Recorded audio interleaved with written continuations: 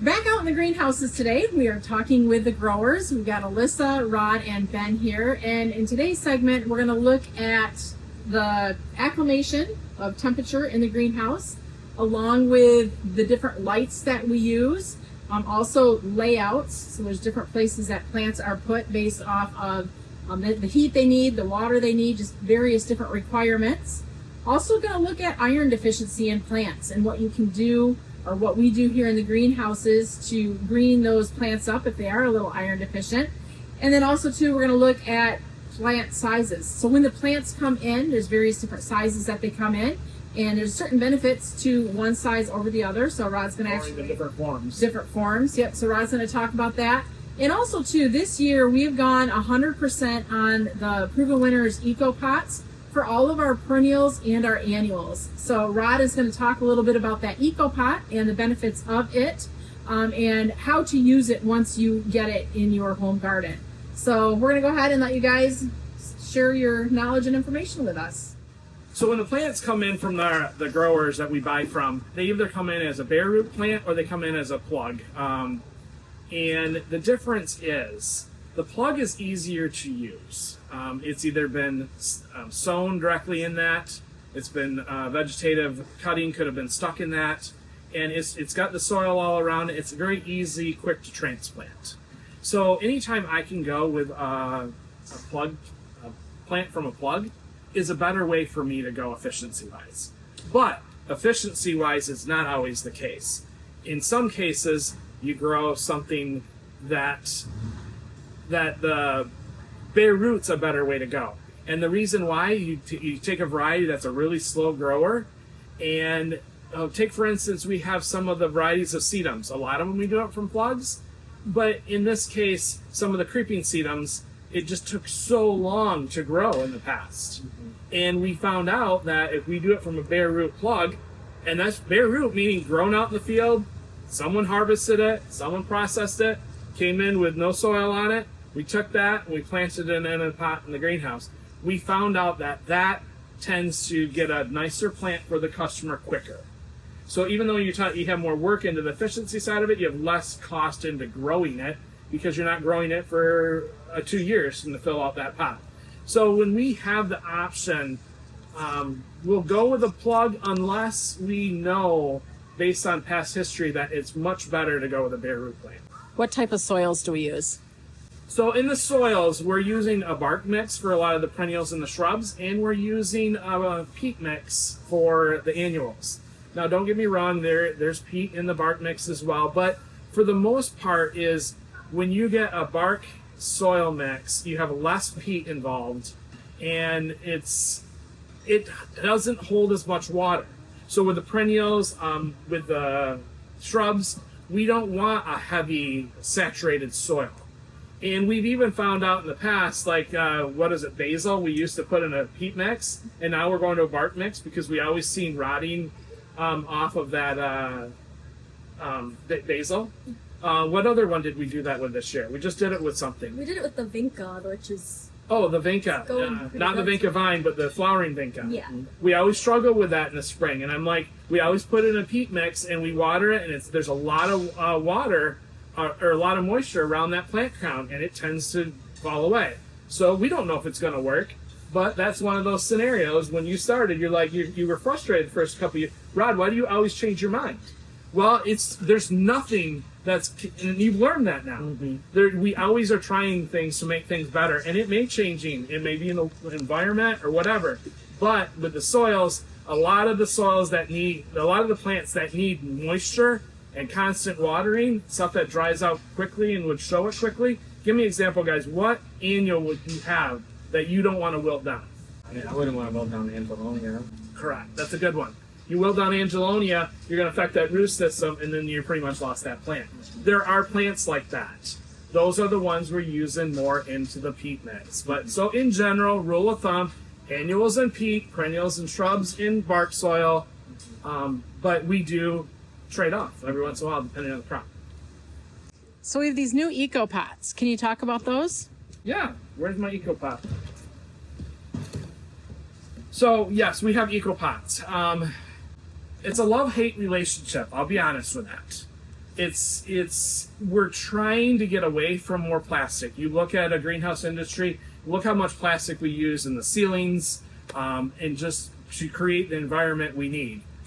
But with the EcoPot, it's a plant-based product that actually biodegrades over time.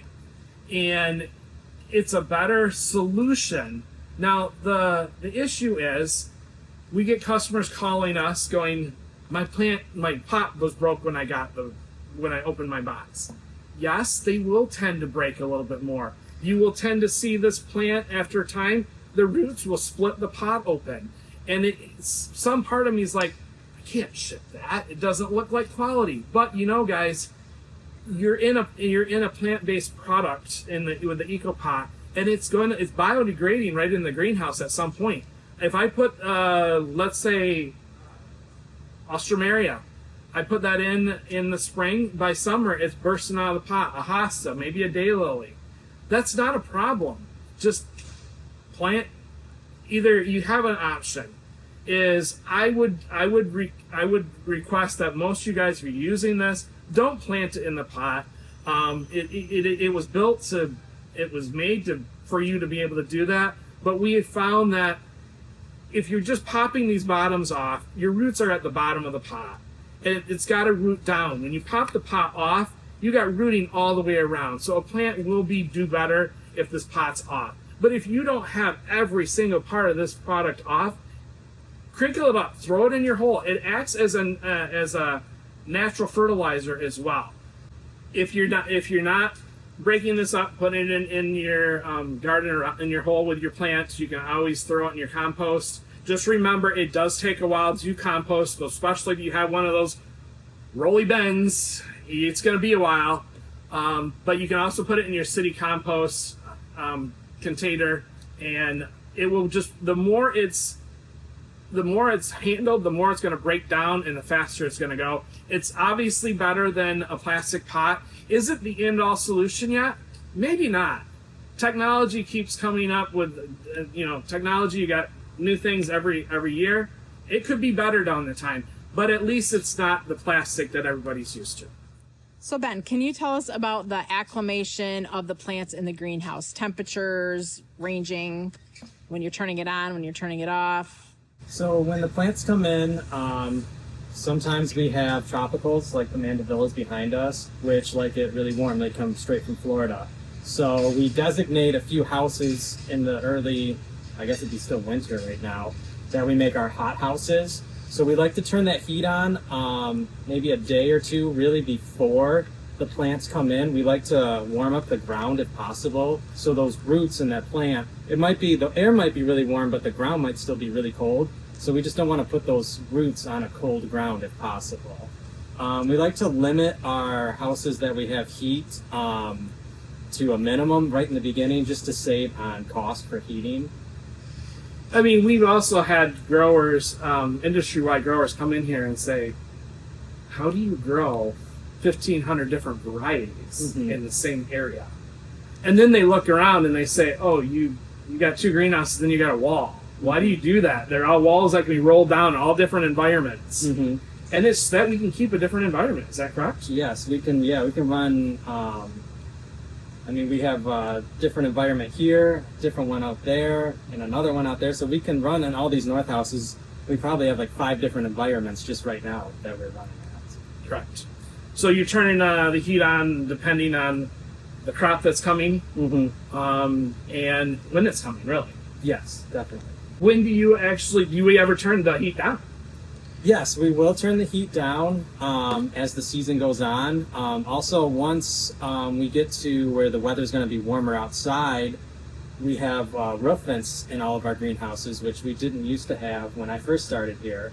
And that created a really good growing environment for all the crops. So we can also play with the heat too, for controlling the plant size too. If we want to keep it the plant's a little tighter, we can try and keep it a little bit cooler. So like we were just talking this morning about a certain product line or a certain plant and how it did last year in February. Yep. Well, explain that. I mean, in a way, why did it do better in February than it did in March? It all depends on what the weather is outside too.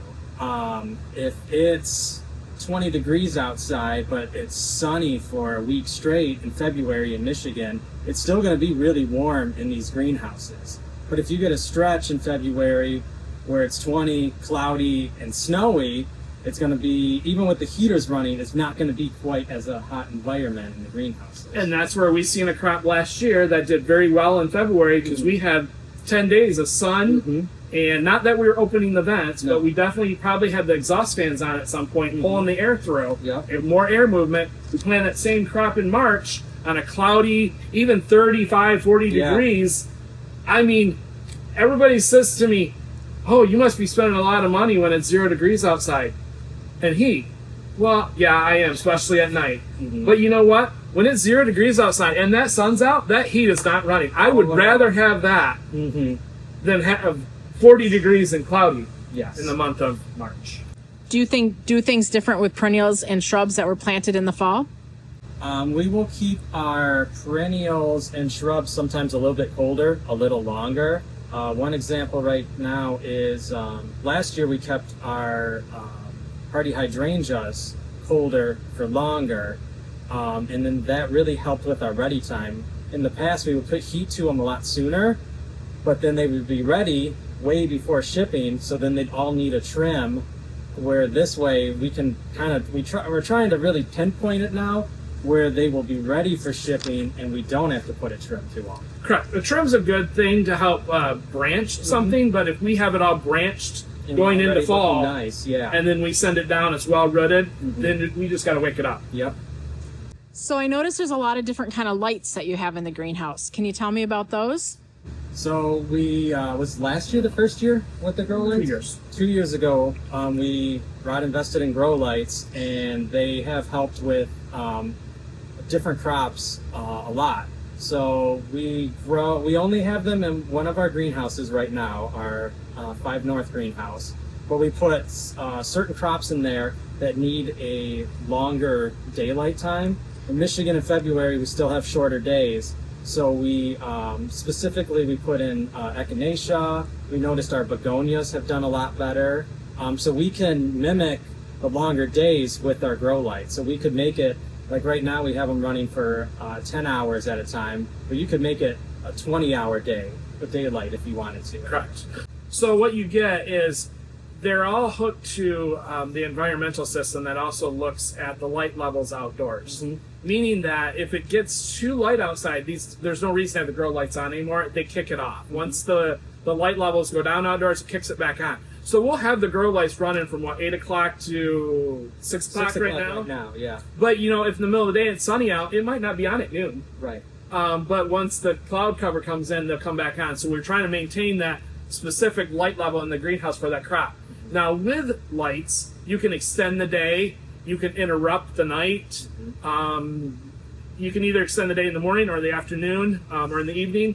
But each thing does it something a little bit differently. What we're using is to get a longer grow time. When you get into night interruption, you might initiate a flower on a perennial instead. We're not necessarily using it for that. We're using it to help bulk up that plant and make a nicer plant.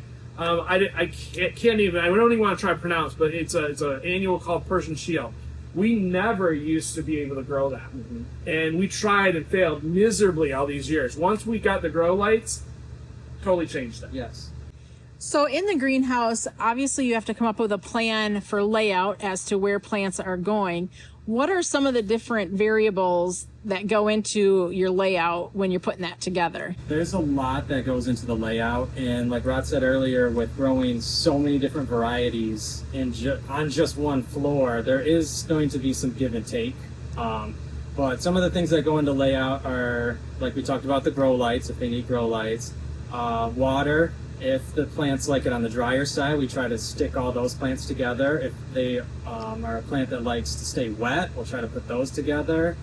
And we also do it based on different sprays if possible.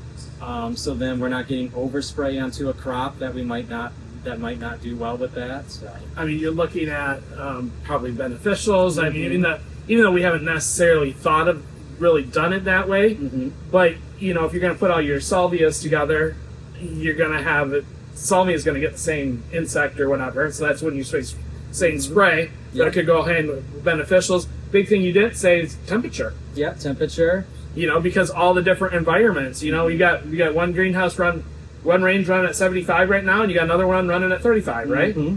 The shrubs and for the most part, the shrubs right now are dormant. Mm-hmm. They're running at 35. But these annuals, tropicals, diplandinias, this house is 75 degrees. Yeah. And then we also like to do it too based on picking for our shipping. So we'll keep this whole half of the property all annuals. Yep. Then we switch over to perennials, and then the south side of the property is all of our shrubs. And also think about, you know, for the most part, shrub gallons we plant one time in the summer, fall of the previous year. But when you get into the annuals and you grow 9,000 Vista bubblegum, you can't plant out 9,000 at once. No. So you also stagger it. Yes. Stagger, and you might have 5-6 different plant types. Mm-hmm. So in addition to your floor spacing, I see there's also a lot of things in the ceiling. How do you utilize your ceiling space? Yeah, so we also grow up top because real estate is valuable. So I've even seen Rod grow perennial shrubs up in the roof, which I've heard that not many growers have done that before, but It's not something we usually try to do, but sometimes we if you have need to. the space. So yeah, all of our greenhouses have all of these drippers all the way through. And this is where we will hang all of our hanging baskets for the store, all of our combo baskets that are in gallons, and we also hang all of our plants that are going to be going out into the landscape for our display gardens. We grow them all up top too.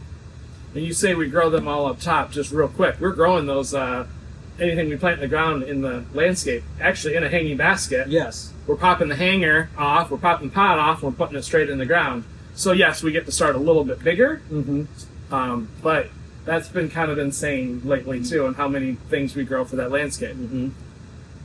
So is it hotter up there, cooler up there? What's the temperature difference? Oh, it's most definitely hotter.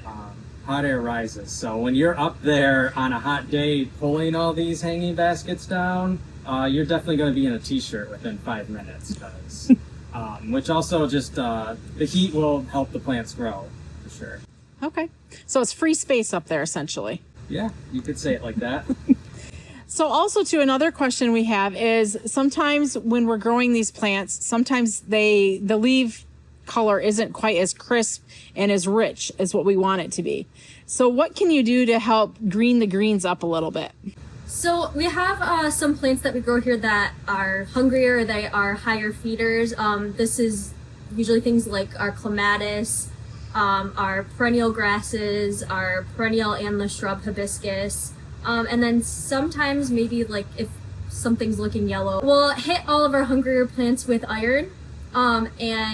This is to prevent iron deficiencies and kind of green up the plant. With that in mind, we have a fertilizer injector that does the whole place. It's a very calcium-based fertilizer. It's basic pH. When you talk about iron and you talk about you're using a whole different fertilizer base, and it's more acidic-based fertilizer, and then you're supplementing the iron as well.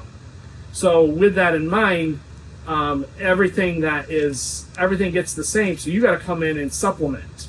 So when you come into your hibiscus and your grasses and some of the other plants you listed, you are actually putting a fertilizer injector on the end of the hose, and then you're hand watering it in, because it would be very difficult to just hit this block here when all these sprinklers are running. So we have to obviously go in and supplement that with a different feed. Yeah, so we'll have the feed in there and then also the iron, and it gives it a good dose, and hopefully over a few weeks it'll green them back up.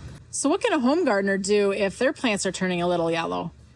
Well, the Proven Winners, if your plants are yellowing, Proven Winners has a great water soluble based fertilizer.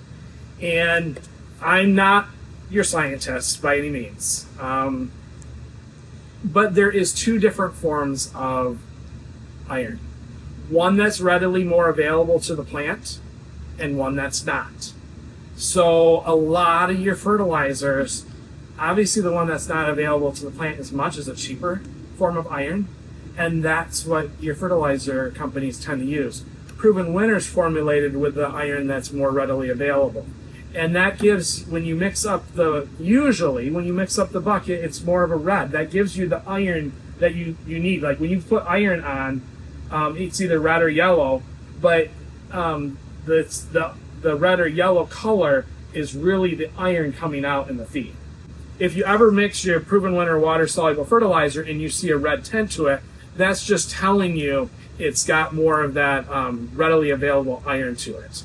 Not saying it needs to turn red, because we've seen it where it doesn't in some cases, but most of the Proven Winner fertilizers nowadays are turning red, and that goes to tell you have the iron you need that's readily available. And when I say readily available, your deficiency in iron is that your pH is too low or too high. So if you have the perfect pH for that plant, and every plant's a little bit different. We see issues with grasses, clematis. If your pH is too high, you're going to go yellow. And the ultimate solution is lowering that pH.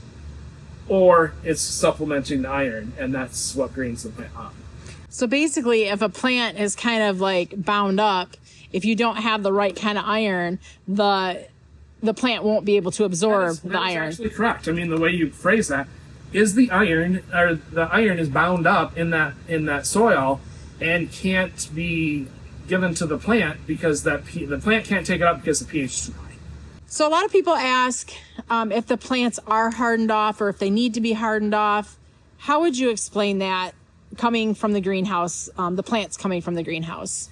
First of all, when you think of a lush plant in a greenhouse, it's growing at sometimes tropical temperatures, depending on when you're getting it.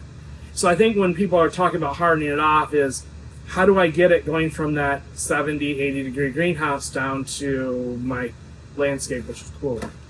Remember, when you're getting into the perennial world and the shrub world, especially at garden crossings, there's only so much we can do as the weather outside progresses, but we aren't growing our perennials at 80 degrees.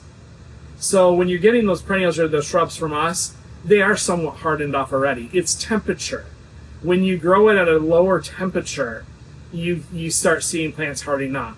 And when you have perennials in the greenhouse and you move them outside, like we do in the spring for the garden center, what do you see, Alyssa?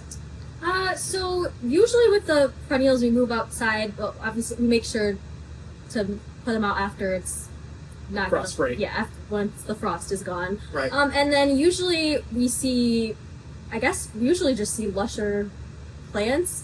I guess like outside you'll have the colder temperatures, you'll have more airflow. Correct. Will you see any change in the leaf color if you move in something outside that's coming out of a greenhouse? Yes, sometimes. Some of them will turn like, I guess some leaves that have more of like a purple hue Correct. will get that darker purple color since there's not the plastic basically stopping the sunlight. So when you take that lush plant and you move it outside, you might be kind of a green or even a lime green color, and then you go outside and hardening it off, getting that cool temp, turns it to even sometimes a darker green or even a reddish tint to it. Now, it's not hurting the plant unless you go to freeze it. Mm-hmm. Now, even some of the perennials, if they've been hardened off, they can take a frost. To be honest, petunias, petunias, calibrachoa, or verbena can take even a light frost outside. So what we did last year is we wanted to put an expansion on for our mums that we grow outdoors in the summer months, but we wanted it completely enclosed. So we built greenhouses without roofs on. The gutters are there, the poles are there, it's enclosed all the way around. Only thing flying in there is a bird. There's no animals getting in there, that type of thing. And it's not just right out in the open. And we've only grown our mums out there so far. Mm-hmm. But Ben, tell us what you're thinking about maybe this year, now that it's completed, the mat's all out, we can use it in the spring. Yeah, we can use it. Once the temperatures are warm enough for us to safely go out there, we could move a round of petunias out there and finish them off out there. Petunias, perennials. Yeah, perennials. You'd never move a coleus outside, but there are certain annuals you can move outside. most perennials you can move outside. Mhm. You probably a little struggle on a hosta Mhm. because if you get a light frost on a hosta, it's not going to look very nice, and all you hosta people know that. So remember, when we go, speaking of hardening off, remember we are trying to ship across 48 states. And we're trying to look at the zone you're in. We're trying to either let you pick when you want it, but for the most part, a lot of you guys may not know when is the best time to plant. We are trying to send it to you when it's the best time to plant. We know there's microclimates. We know there's different things throughout the United States. We can't be perfect on when we ship your plants in general. I mean, we're not going to ship an annual when it doesn't make sense to ship it. But just remember, you also have to take the responsibility that when you receive those plants, you have to look at your weather. I mean, it might have been 65 degrees here when we shipped it out, and we're shipping it south, and all of a sudden you got a chance of frost. You got to be smart in doing that. If you would plant it, you got to make sure you're keeping it from frost. Now, like I said, the annuals, perennials are hardened off in a way, but if we're having a normal warm spring, there's only so much we can do in the greenhouse. We don't air condition in our greenhouses. So it'd be fun. It would never be cost effective, but remember that. So what you're getting into is you're taking that product, you're taking those plants, and you're making the decision for those plants. And just make sure you're using common sense and you're protecting them if you go to plant them. You may have 70-degree weather and you plant them out, and the next week you got to protect them for a while. Here in Michigan, we feel like we're frost-free between Mother's Day and Memorial Day, but there's different parts of the country and obviously different climates anywhere in the same zone 5, zone 6, or whatever zone you're in. So just remember, we're trying to do our best to get it to you when you need it, and you got to do your best to try to make sure it makes sense to plant it when you receive it. Thank you for watching today's version of Guess the Growers Talking and telling us about what they do here in the greenhouse. If you have any questions for them, they love these questions. I'm sure. We've been compiling these for the last month or so, different questions that the viewers have been asking, and made our lists, and you guys divided them out based off of who does what. And I think I'm hoping anyways that you feel that this has been pretty interesting to see what all goes into growing these plants in the greenhouse. So if you have those questions, feel free to leave them below in the comments. And thanks for watching. I'm Heidi. I'm Ron. I'm Melissa. And I'm Ben. From Garden Crossings.